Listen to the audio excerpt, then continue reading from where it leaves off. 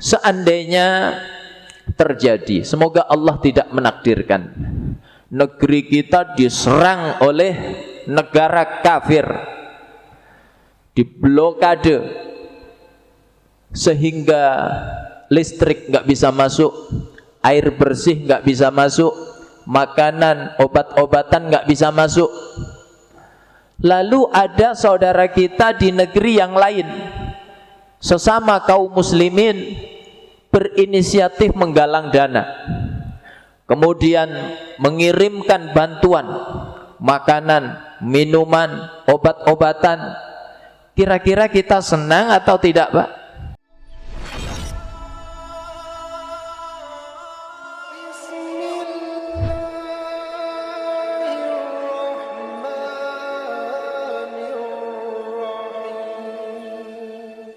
Bismillahirrahmanirrahim. Assalamualaikum warahmatullahi wabarakatuh. Alhamdulillahi wa kafa. Salatu wassalamu ala nabiyinal mustafa wa ala alihi wa sahbihi ahli sidqi wal wafa, amma ba'd. Faqala Allahu azza wa jalla fi kitabihil karim, a'udzu billahi minasyaitonir rajim. Innamal mu'minuna ikhwatun fa aslihu baina akhawaykum wattaqullaha la'allakum turhamun. Hadirin, hadirat, Bapak Ibu, para jamaah Masjid Al-Ikhlas yang dimuliakan Allah Subhanahu wa taala. Alhamdulillah kita dikumpulkan oleh Allah dalam nikmat amal saleh. Kita diizinkan untuk salat berjamaah, untuk berzikir kepada Allah, untuk menghadiri majelis ilmu. Mudah-mudahan amal-amal saleh kita senantiasa diterima oleh Allah dan menjadi pemberat mizaniyah hasanah kita kelak menghadap Allah Subhanahu wa taala. Tema kajian malam hari ini adalah ahammiyatul ukhuwah al-imaniyah. Urgensi daripada persaudaraan iman. Tema ini diambil dari hadis Rasulullah sallallahu alaihi wasallam yang banyak ditulis oleh ulama kita dalam kitab-kitab mereka. Di antaranya ditulis oleh Al-Imam Muhyiddin Abu Zakaria Yahya bin Sharaf An-Nawawi Ad-Dimashqi Asy-Syafi'i dalam kitabnya Al-Arba'in An-Nawawiyah. Hadis yang ke-13. An Abi Hamzata Anas bin Malik radhiyallahu anhu khadimi Rasulillah sallallahu alaihi wasallam anin Nabi sallallahu alaihi wasallam la yu'minu ahadukum hatta yuhibba li akhihi ma yuhibbu li nafsihi. Rawahul Bukhari wa Muslim. Dari Abu Hamzah Anas bin Malik, semoga Allah meridainya, pembantu Rasulullah sallallahu alaihi wasallam. Dari Nabi sallallahu alaihi wasallam, beliau bersabda, tidak sempurna iman salah seorang di antara kalian sampai mencintai untuk saudaranya apa yang dia cintai untuk dirinya. Hadis ini diriwayatkan oleh Imam Bukhari dan Imam Muslim. Mari kita berinteraksi dengan hadis ini dari awal hingga akhir. Pertama, sanad hadis ini dari Anas bin Malik. Beliau punya nama kunyah Abu Hamzah. Beliau adalah pembantu Rasulullah sallallahu alaihi wasallam. Ketika Rasulullah berhijrah ke Madinah, penduduk Ansar menghadiahkan hadiah terbaik untuk Nabi.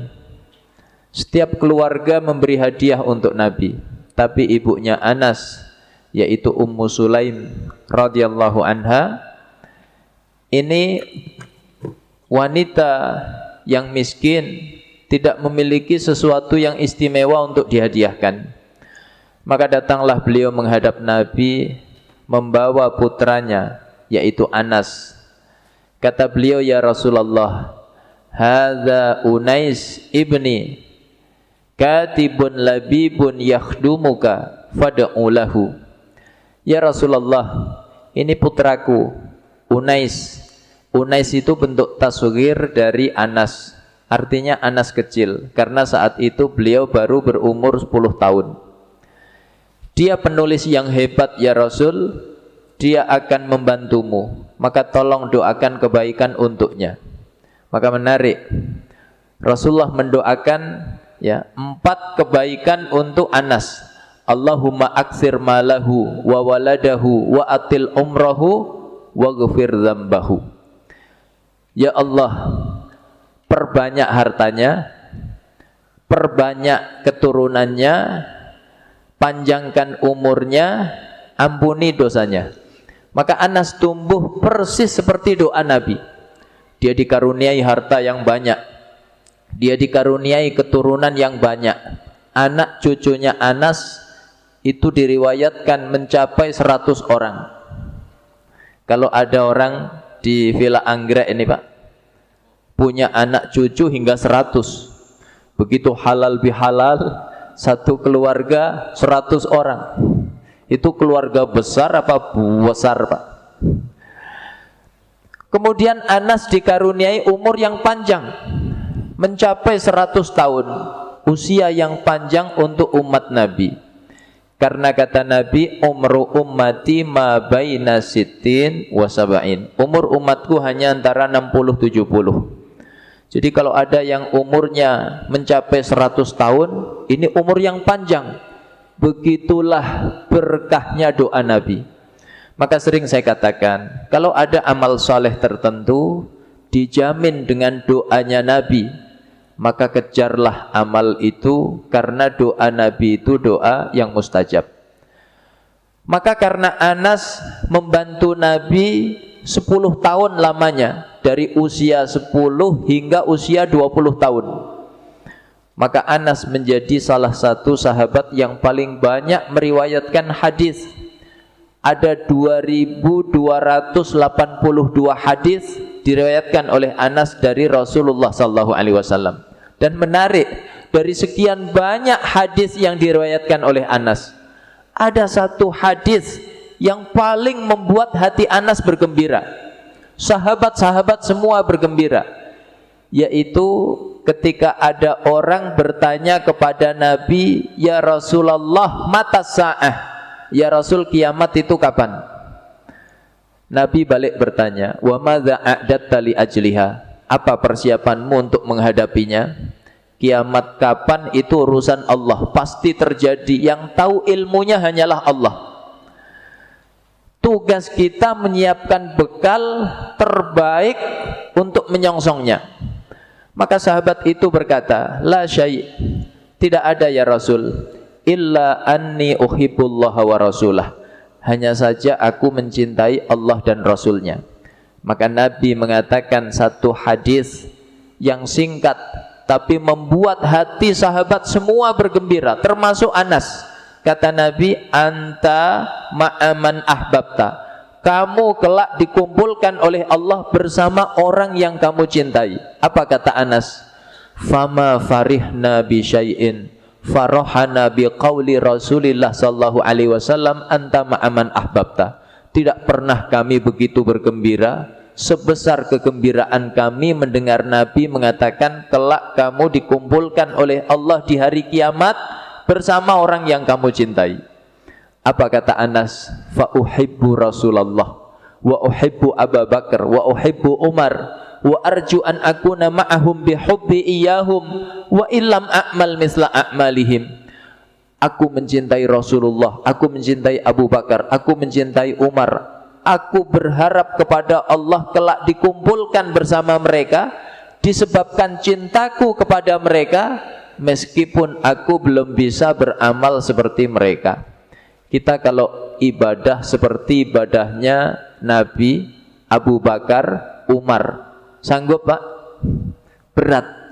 Tapi kita bisa meraih surga bersama mereka dengan cinta. Ini hadis yang paling membahagiakan hati Anas bin Malik radhiyallahu anhu. Maka mudah-mudahan majelis kita malam hari ini dengan sedikit berinteraksi terhadap hadis Nabi, ini adalah tidak lain tidak bukan kecintaan kita kepada Nabi, sehingga kelak kita dikumpulkan di surga bersama Nabi. Jamaah dimuliakan oleh Allah, setelah kita berinteraksi dengan sanadnya, mari kita berinteraksi dengan matannya. Matan hadis ini singkat. La yu'minu ahadukum hatta yuhibba li akhihi ma yuhibbu li nafsihi. Dulu waktu kita nyantri sampai pada bab 13 ini, santri tenang hatinya. Apa sebabnya, Pak? Besok setorannya cuma sedikit, 1 baris. Tapi Bapak Ibu nggak usah khawatir, nggak saya suruh setoran. Jadi kalau saya suruh setoran satu-satu, taubat nasuha semuanya. Jadi hadis ini singkat, tapi maknanya padat. Inilah yang disebut jawami'ul kalim. Kalimat-kalimat singkat tapi mengandung makna yang padat. Dan itu mukjizatnya Nabi. Kata beliau, wa utitu jawami'al kalim. Aku dikaruniai oleh Allah kalimat-kalimat singkat tapi mengandung makna yang padat. Termasuk hadis ini. Tidak sempurna iman salah satu dari kalian hingga mencintai untuk saudaranya apa yang dia cintai untuk dirinya. Bapak, Ibu, kalau bertamu, apalagi di Tambun Utara yang panasnya Masya Allah, kata Pak Rino mataharinya ada 2, lalu dijamu dengan hidangan yang lezat, minuman yang segar. Kira-kira kita senang atau enggak, Pak? Pasti kita senang, dihormati saudara kita. Maka lakukan hal yang sama terhadap saudara kita yang bertamu ke rumah kita. Ini makna hatta yuhibba li akhihi ma yuhibbu li nafsihi. Seandainya terjadi, semoga Allah tidak menakdirkan, negeri kita diserang oleh negara kafir, diblokade sehingga listrik nggak bisa masuk, air bersih nggak bisa masuk, makanan, obat-obatan nggak bisa masuk. Lalu ada saudara kita di negeri yang lain, sesama kaum muslimin, berinisiatif menggalang dana, kemudian mengirimkan bantuan, makanan, minuman, obat-obatan. Kira-kira kita senang atau tidak, Pak? Terima kasih atau tidak? Maka lakukan hal yang sama terhadap saudara-saudara kita di Palestina. Itu makna hatta yuhibba li akhihi ma yuhibbu li nafsihi. Maka jamaah dimuliakan oleh Allah, dalam hadis tadi kata la yu'minu yang makna asalnya tidak beriman ya, karena la faidahnya lin nafyi, untuk menafikan. Mengapa ulama hadis memaknainya la yatimmu imanu ahadikum, tidak sempurna iman salah satu dari kalian?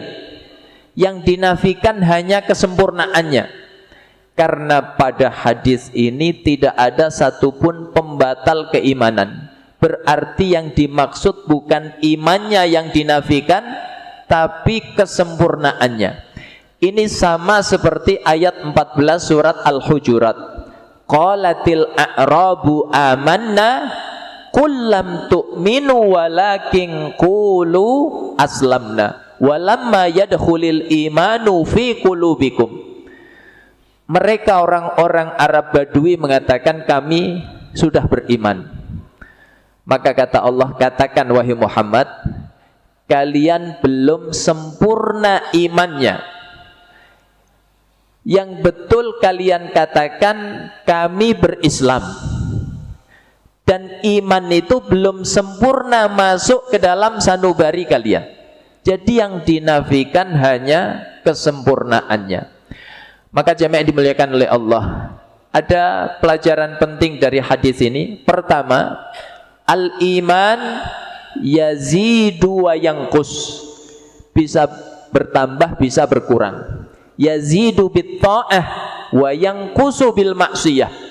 Dia bertambah seiring ketaatan kita kepada Allah. Saat Bapak sholat jamaah seperti tadi, berzikir seperti tadi, lalu ngaji seperti ini, maka bertambah iman kita kepada Allah Subhanahu wa taala. Makanya sahabat kalau ketemu satu sama lain ngajak nambah iman. Ijlis bina nu'min sa'ah. Ayo duduk sejenak bersamaku, kita tambah iman kita kepada Allah Subhanahu wa taala. Jadi iman bisa bertambah, tapi sebaliknya dia bisa berkurang seiring maksiat kita kepada Allah. Maksiat dengan mata, maksiat dengan telinga, maksiat dengan lisan, maksiat dengan tangan, kaki, maka berkurang kadar iman kita kepada Allah Subhanahu wa taala. Maka Rasulullah mengatakan, la yazni zani hina yazni wa huwa mu'min, wa la yasriqu sariqu hina yasriqu wa huwa mu'min, wa la yashrabul khamra hina yashrabuha wa huwa mu'min. Tidaklah seorang pezina itu ketika berzina dalam keadaan mukmin. Tidaklah pencuri itu ketika mencuri dalam keadaan mukmin. Tidaklah peminum khamr ketika minum khamr dalam keadaan mukmin. Artinya berkurang kesempurnaan iman mereka, dan betapa mengerikannya ketika mereka diwafatkan oleh Allah dalam keadaan belum bertaubat, maka mereka menghadap Allah dalam keadaan imannya tidak sempurna. Betapa mengerikannya dampak maksiat terhadap amal-amal soleh kita. Imam Al-Ghazali dalam kitabnya Ihya Ulumuddin mengkisahkan satu riwayat tentang ahli ibadah yang sudah beribadah kepada Allah 60 tahun lamanya. Siangnya puasa sunnah, malamnya qiyamul lail. Tapi satu hari ahli ibadah itu terjatuh dalam zina, dosa besar. Maka lihat dampak maksiatnya terhadap amal salehnya. Ditimbanglah, ini ibadahnya 60 tahun, qiyamul lail, puasa sunnah, ini dosa zina. Begitu ditimbang, ibadahnya 60 tahun tadi kalah oleh dosa zina. Ini pelajaran pertama, iman bisa naik, bisa turun. Kedua, pelajaran dari hadis ini, dan inilah intinya, yaitu ahammiyatul ukhuwah al-imaniyah, urgensi daripada persaudaraan iman. Persaudaraan iman memiliki urgensi yang penting dalam kehidupan kita. Pertama, annaha dalilu kamalil iman. Persaudaraan iman itu tanda sempurnanya iman di hati kita. Iman itu memiliki bukti. Di antara bukti kesempurnaan iman kita yaitu ukhuwah, persaudaraan. Kita memiliki persaudaraan yang benar terhadap seluruh saudara kita kaum muslimin, apapun ormasnya, apapun partainya, apapun mazhabnya, apapun sukunya, bahasanya, bangsanya, termasuk negaranya. Maka selama mereka beriman kepada Allah dan Rasulnya, maka mereka adalah saudara kita. Ini tanda kesempurnaan iman. Makanya dalam ayat 10 surat Al-Hujurat yang saya baca di muqaddimah tadi, kata Allah, innamal mu'minuna ikhwatun fa aslihu baina akhwaikum wattaqullah la'allakum turhamun. Ayat ini didahului dengan kata innama, yang disebut adatul hasr. Dalam ilmu balaghah faidahnya litakhsis, untuk mengkhususkan. Maka makna ayat tadi sesungguhnya hanyalah orang yang beriman itu bersaudara. Maka kalau ada orang bermasalah persaudaraannya terhadap kaum muslimin hanya karena beda partainya, beda ormasnya, beda mazhabnya, beda sukunya, bahasanya, bangsanya, negaranya. Palestina bukan urusan kita, ya. Kita orang Indonesia, urusan kita Indonesia. Palestina bukan urusan kita. Maka orang seperti itu bermasalah kesempurnaan imannya kepada Allah Subhanahu wa ta'ala. Ini pertama. Kedua, urgensi daripada persaudaraan iman. Annaha sababul quwwah. Persaudaraan iman itu sebab kekuatan kaum muslimin. Maka menarik, Rasulullah ketika berhijrah ke Madinah, setelah fase pertama membangun masjid di Kuba, bangun masjid Kuba, di Madinah bangun masjid Nabawi, maka fase setelah itu adalah at-ta'akhi bainal muhajirin wal ansar, mempersaudarakan kaum muhajirin dengan kaum ansar. Maka mereka erat bagaikan saudara kandung. Bahkan mereka hari itu saling mewarisi satu sama lain. Kalau ada orang muhajirin wafat, maka saudara angkatnya dari kalangan ansar dapat warisan. Begitupun sebaliknya. Hingga turun ayat wa ulul arhami ba'duhum aula bi ba'din. Saudara yang memiliki hubungan kekerabatan itu lebih berhak dibanding yang lain. Maka akhirnya persaudaraan angkat ini tidak lagi saling mewarisi.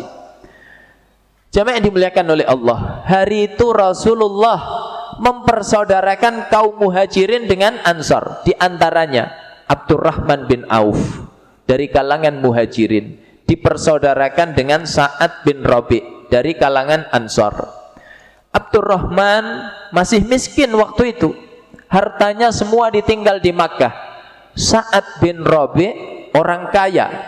Maka lihat, Sa'ad mengumpulkan hartanya, lalu dibagi dua. Wahai saudaraku Abdurrahman, ini hartaku, ayo kita bagi dua, setengah untukmu, setengah untukku. Aku punya 2 kebun, ayo kita bagi 2, ini untukmu, ini untukku. Bahkan aku punya 2 istri. Ya, mana yang kamu suka nanti aku cerai, kalau sudah habis masa iddahnya silahkan kamu nikahi. Ini terjadi sebelum turun ayat hijab. Begitu sudah turun ayat hijab, maka tidak boleh laki-laki melihat wanita yang tidak halal baginya, begitu pula sebaliknya. Maka lihat, dengan persaudaraan yang begitu kokoh, nggak butuh waktu lama, hanya kurang dari 2 tahun. Sebelumnya kaum muslimin terusir dari Makkah dalam keadaan lemah, maka hanya kurang dari 2 tahun ya, terjadi perang Badar tahun kedua Hijriyah di bulan Ramadan. Kaum muslimin meraih kemenangan. Sejak hari itulah kekuatan kaum muslimin diperhitungkan oleh musuh-musuhnya. Makanya di fase Madinah ini ada kelompok munafikun, orang munafik.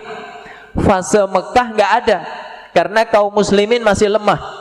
Begitu mereka mulai menang dalam perang Badar, maka kekuatannya diperhitungkan, muncullah orang munafik menyusup. Ya, jamaah yang dimuliakan oleh Allah, maka kekuatan kaum muslimin semakin kokoh. Bahkan di zaman Umar bin Khattab, 2 imperium besar, Romawi di barat, Persia di timur, takluk di bawah Islam. Ya, ini kedua. Ketiga, jamaah yang dimuliakan oleh Allah, urgensi ukhuwah imaniyah. Ukhuwah imaniyah itu lebih kokoh dibanding sekedar hubungan darah. Mari kita lihat, sejarah mencatat itu. Perang Badar salah satunya. Perang Badar ini perang yang menguji iman. Tidak hanya karena kaum muslimin jumlahnya sedikit, persenjataannya terbatas. Mereka hanya sekitar 313, senjatanya terbatas, musuhnya 1000 bersenjata lengkap. Maka ditambah lagi yang dihadapi kaum muslimin itu masih keluarganya. keluarga menghadapi keluarga, saudara menghadapi saudara. Bahkan yang paling menarik, ada anak menghadapi ayahnya. Anaknya di barisan Islam, barisan Rasulullah, ayahnya di barisan kaum musyrikin, memerangi Allah dan Rasulnya. Siapa anak itu? Namanya Abu Ubaidah ibnul Jarrah, yang dijuluki oleh Nabi Aminu hadhil ummah, orang yang amanah, terpercaya dari kalangan umat ini. Kata Nabi, likulli ummatin aminun wa aminu hadhil ummah Abu Ubaidah ibnul Jarrah. Setiap umat memiliki orang terpercaya. Orang terpercaya dari kalangan umatku adalah Abu Ubaidah ibnul Jarrah. Ini manusia yang imannya langsung dipuji oleh Allah, ditandai turunnya ayat terakhir surat Al-Mujadilah, yaitu ayat 22. La tajidu qauman yu'minuna billahi wal yaumil akhir yuwadduna man haddallaha wa rasulah walau kanu aba'ahum au abna'ahum au ikhwanahum au ashiratahum ulaika kataba fi qulubihimul iman wa ayyadahum biruhim min. Kamu tidak akan mendapati satu kaum beriman kepada Allah dan hari kiamat, mereka saling mencintai terhadap orang-orang yang menentang Allah dan Rasulnya. Mereka itulah orang-orang yang Allah tanamkan iman di hati mereka, dan Allah teguhkan iman itu dengan pertolongannya. Ayat ini bicara tentang sahabat Abu Ubaidah ibnul Jarrah yang dalam perang Badar menghadapi orang yang sangat dia hormati. Siapa? Ayahnya. Maka akhirnya sang ayah terbunuh di tangan sang anak. Maka Allah menurunkan ayat memuji langsung keimanan Abu Ubaidah ibnul Jarrah. Begitu ukhuwah imaniyah, persaudaraan iman lebih kokoh dibanding sekedar hubungan darah. Lagi Pak, yang kedua, ada sahabat yang ayahnya itu Ra'sul munafiqin, gembongnya orang munafik. Sahabat ini namanya Abdullah. Bapaknya yang gembongnya orang munafik ini itu juga sama, namanya Abdullah. Jadi Abdullah bin Ubay bin Salul. Abdullah bin Ubay bin Salul dijuluki Ra'sul munafikin, gembongnya orang munafik. Dialah aktor intelektual di balik fitnah terhadap Aisyah radhiyallahu anha. Aisyah dituduh berzina. Siapa aktor intelektualnya? Dialah Abdullah bin Ubay bin Salul, yang dibongkar oleh Allah di surat An-Nur ayat yang ke-11. Innal ladzina ja'u bil ifki usbatum minkum la tahsabuhu syarral lakum bal huwa khairul lakum likulli imri'in minhum maktasaba minal itsm walladzi tawalla kibrahu minhum lahu adzabun azim. Ya.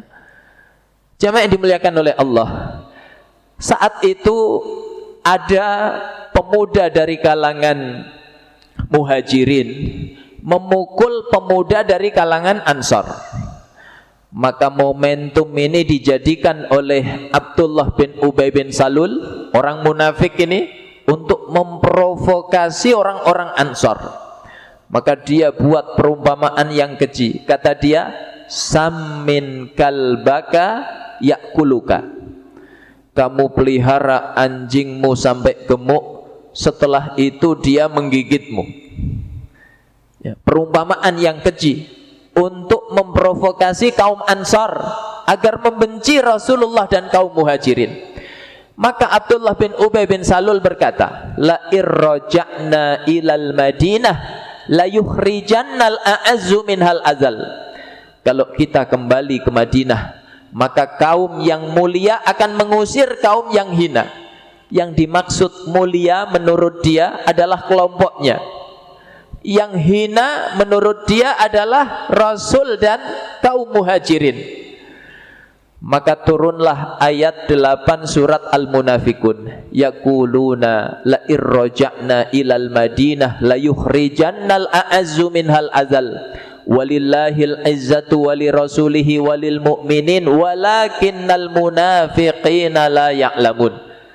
Mereka mengatakan, orang-orang munafik mengatakan, kalau kita kembali ke Madinah, kaum yang mulia akan mengusir kaum yang hina.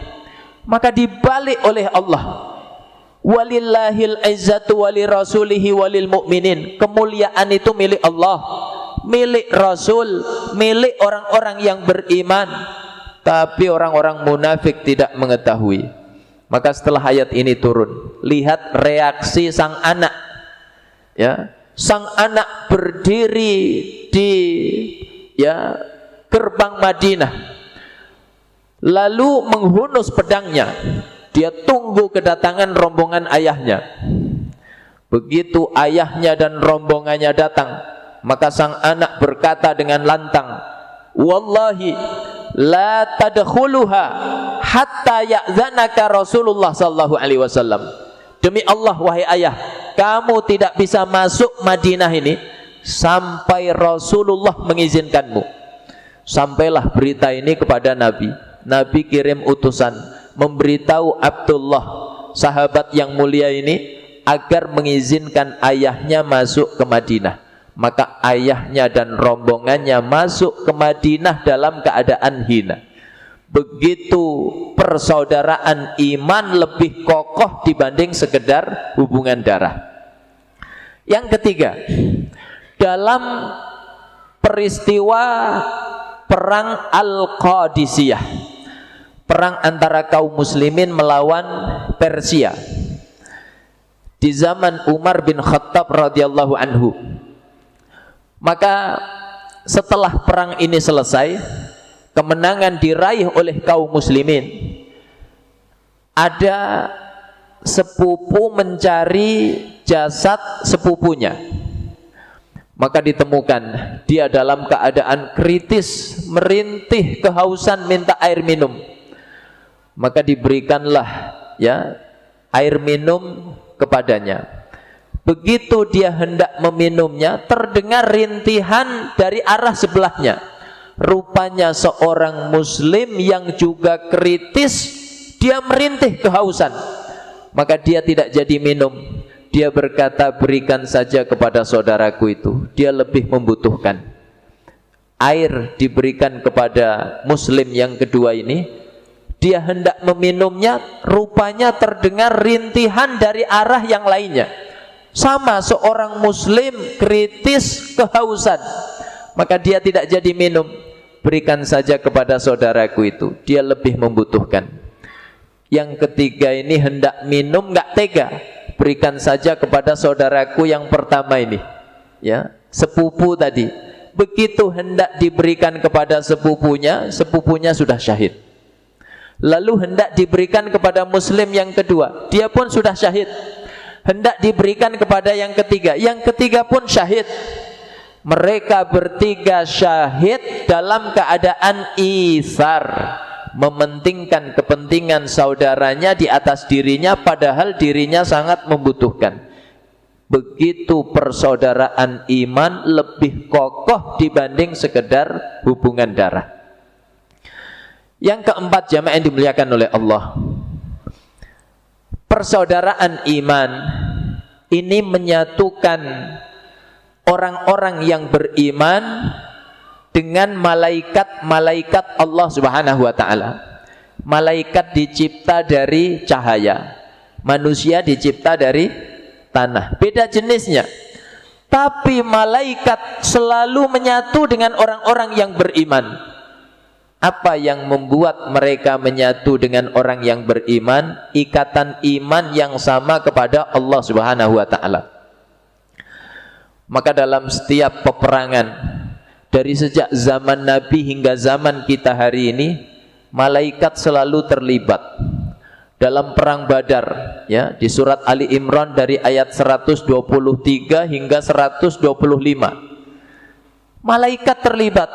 walaqad nasarakumullahu bi badri wa antum adillah fattaqullaha la'allakum tashkurun. Jamaah yang dimuliakan oleh Allah, 3.000 hingga 5.000 malaikat ya terlibat dalam perang Badar. Hingga hari ini ya di Palestina jangan dikira yang perang hanya manusia, hanya kaum muslimin, malaikat terlibat. Ada pasukan yang sangat ditakuti oleh Zionis Yahudi. Pasukan berjubah putih, tidak mempan oleh peluru, tidak mempan oleh senjata. Orang-orang Palestina sendiri heran, siapa pasukan itu? Rupanya bukan manusia, mereka adalah para malaikat. Dan malaikat itu selalu mendoakan orang-orang yang beriman. Ini diabadikan di surat Ghafir ayat yang ke-7. Alladzina yahmilunal arsya wa man haulahu yusabbihuna bihamdi rabbihim wa yu'minuna bihi wa yastaghfiruna lilladzina amanu Rabbana wasi'ta kulla syai'ir rahmatan wa ilma faghfir lilladzina tabu wattaba'u sabilaka wa qihim adzabal jahim. Malaikat yang memikul arasy dan malaikat-malaikat di sekitarnya selalu bertasbih kepada Allah dan beriman kepada Allah, dan mereka mendoakan orang-orang yang beriman. Apa isi doanya? Faghfir lilladzina tabu wattaba'u sabilaka wa qihim adzabal jahim. Kata malaikat, ya Allah, ampuni siapapun orang yang beriman yang bertaubat kepadamu, mengikuti jalanmu, jauhkan mereka dari azab neraka. Lalu terakhir yang kelima, jamaah yang dimuliakan oleh Allah, persaudaraan iman ini menyatukan orang-orang yang beriman dengan alam semesta. Alam semesta ini bersama orang-orang yang beriman. Apa yang menyatukannya? Ikatan iman yang sama kepada Allah Subhanahu wa ta'ala. Menarik, disebutkan oleh Imam Az-Zahabi dalam kitabnya Syiar A'lamin Nubala, juga Imam Ibnu Katsir dalam kitabnya Al-Bidayah wan Nihayah, kisah sahabat yang bernama Al-Ala ibnul Hadrami. Ya, ini jarang kita dengar. Beliau berasal dari Yaman. Beliau saat itu ditugaskan untuk ke wilayah Bahrain, ya, memerangi orang-orang Majusi. Jamaah yang dimuliakan oleh Allah, di tengah perjalanan menyusuri gurun pasir yang tandus dan gersang, mereka kehabisan air minum. Orang kehabisan air minum di gurun pasir itu bahaya atau tidak, Pak? Ya, fatal akibatnya. Maka mereka kemudian menunaikan sholat. Maka atas izin Allah, awan menaungi mereka. Awan itu semakin gelap, maka turunlah hujan yang lebat. Seketika masalah kehausan teratasi. Lalu mereka melanjutkan perjalanan, sampailah di wilayah Hijr, ya. Kemudian di situ laut, ya. Orang-orang Majusi itu sudah nyebrang ke pulau dengan kapal, sedangkan Al-Ala bersama 8.000 pasukannya ini cuma naik kuda, naik unta. Ya, tanya Pak Rino, bisa nggak nyebrang laut pakai kuda, pakai unta, Pak? Maka jamaah yang dimuliakan oleh Allah, Al-Ala ibnul Hadrami di tengah kebingungan pasukannya, dia berkhutbah, Allah yang telah menolong kita di darat, maka Allah pun akan menolong kita di laut. Dia berkhutbah, ya ayyuhal bahr innaka tajri bi amrillah. Hei laut, kamu itu bergerak karena perintah Allah. Wa nahnu junudullah, kami ini juga tentaranya Allah. Wallahi la tajmadanna linakbura wa nuqatil aduwallah. demi Allah bekulah kamu sehingga kami bisa menyeberangimu dan memerangi musuh-musuh Allah. Maka ini disebut karomah, ya, keistimewaan yang Allah berikan kepada kekasih Allah. Kalau kepada Nabi namanya mukjizat, kalau kepada kekasih Allah namanya karomah. Ini karomahnya Al-Ala ibnul Hadrami. Laut pun beku, maka Al-Ala ibnul Hadrami beserta 8.000 pasukannya nyebrang laut tanpa kapal, memerangi orang-orang Majusi. Lalu mereka pun diberi kemenangan oleh Allah, kemudian kembali pulang nyebrang laut tanpa kapal. Begitu alam semesta, ya, laut menyatu bersama orang-orang yang beriman. Apa yang menyatukan mereka? Iman yang sama kepada Allah Subhanahu wa taala. Kalau tadi laut, sekarang hewan, ya. Ada sahabat namanya disebutkan Najron, ada yang menyebut Qais. Dia dijuluki Safinah, ya, kapal. Apa sebabnya? Saat Nabi safar bersama para sahabat, sahabat bawa bekal yang banyak sehingga mereka keberatan. Maka Nabi perintahkan Najron ini untuk menggelar kainnya. Maka para sahabat meletakkan perbekalannya di atas kain itu. Lalu Nabi perintahkan Najron untuk memikulnya. Kata Nabi, kamu adalah Safinah, kapal, ya. Maka meskipun dia memikul beban yang berat, dia tidak merasakan berat sama sekali. Kata dia, sejak hari itu andaikan aku mengangkat seekor unta, 2 ekor, 3 ekor, 5 ekor, bahkan 6 ekor, aku tidak merasa berat sama sekali. Begitu berkahnya doa Rasulullah SAW. Safinah ini dulu budaknya Ummu Salamah, istrinya Nabi. Lalu dimerdekakan, tapi dengan syarat menjadi pembantu Nabi. Maka dia pun setuju menjadi pembantu Nabi. Satu ketika dia beserta rombongannya ketemu singa. Manusia ketemu singa, Pak. Yang lari biasanya manusianya apa singanya? Ya. Kalau ada singa terlepas di Villa Anggrek ini, lalu masuk ke Masjid Al-Ikhlas, kira-kira yang kabur bapak-bapaknya atau singanya? Ya. Maka jamaah yang dimuliakan oleh Allah, Safinah ini dengan penuh percaya diri berkata, Ana Safinah khadimu Rasulillah. Aku ini Safinah, pembantunya Rasulullah. Demi Allah wahai singa, menyingkir kamu. Maka singa pun menyingkir, ya. Jadi jamaah yang dimuliakan oleh Allah, begitu sejarah memberitahu kita, alam ini menyatu bersama orang yang beriman, dan itu terjadi di sepanjang zaman. Maka dulu Fir'aun itu berakhir kisahnya di mana, Pak? Di laut. Namrud berakhir kisahnya melalui nyamuk, ya. Kaum Samud berakhir kisahnya dengan petir. Kemudian kaum Ad berakhir kisahnya dengan angin yang kencang meniup, ya, mereka selama 8 malam, ya, 8 hari 7 malam, ya. Maka mereka pun hancur.